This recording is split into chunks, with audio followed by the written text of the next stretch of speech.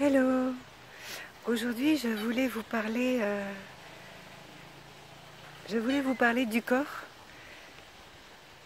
de nos émotions et de notre mental. Et quand je veux parler de ça, regardez ce qui arrive.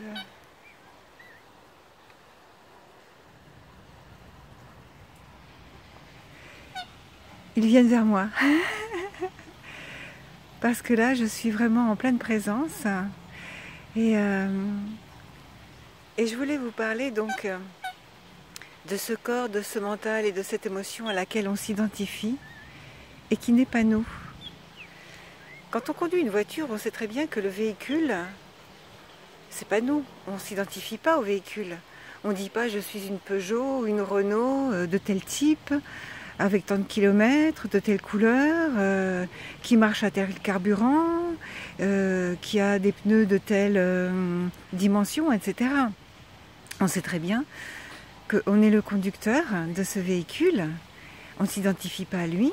Et on sait très bien aussi que ce n'est pas lui qui se nourrit. Ce n'est pas lui qui peut avancer tout seul.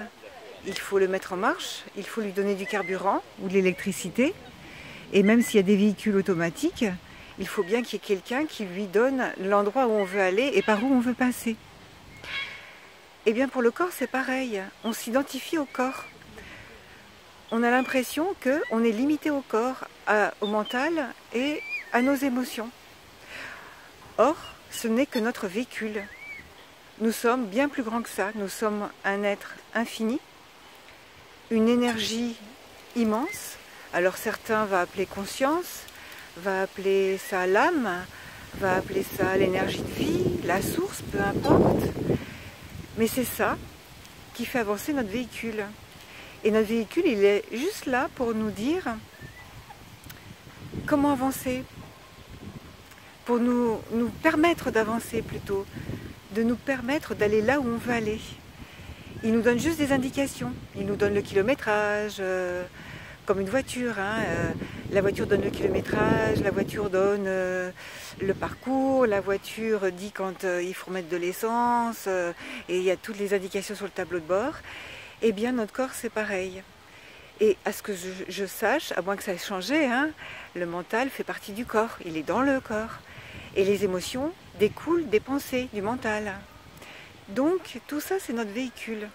Alors, non pas qu'il faille le rejeter, puisque c'est lui qui nous permet de vivre dans cette dualité, qui nous permet de pouvoir nous goûter dans ce monde, de pouvoir faire ce qu'on a à faire dans ce monde. Mais c'est très réducteur de penser qu'on n'est que ça.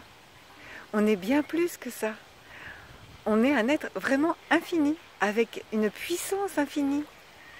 On a des capacités énormes, qui ne sont pas réduites qu'au pouvoir du corps. Qui le corps, lui, est réduit qu'au matériel. Il y a bien plus que ça. On est des êtres énergétiques, des êtres de lumière, des êtres d'amour, qui sommes reliés les uns aux autres. Et c'était ma petite vidéo du jour pour vous dire que cette essence qu'on met dans le véhicule, il y a bien dans le corps aussi cette essence qu'il faut mettre pour qu'il avance. Et cette essence, c'est la respiration. C'est la respiration qui le fait vivre. Et d'où vient cette respiration? C'est pas lui qui se fait sa respiration. À un moment donné, il y a bien la respiration qui est arrivée dans le corps, et à un moment donné qui va s'arrêter dans le corps. Comme quelqu'un qui met de l'essence dans la voiture, elle peut rouler, et à un moment donné, quand il n'y a plus d'essence, elle ne peut plus rouler. Et si ce souffle était notre reliance à notre infinitude?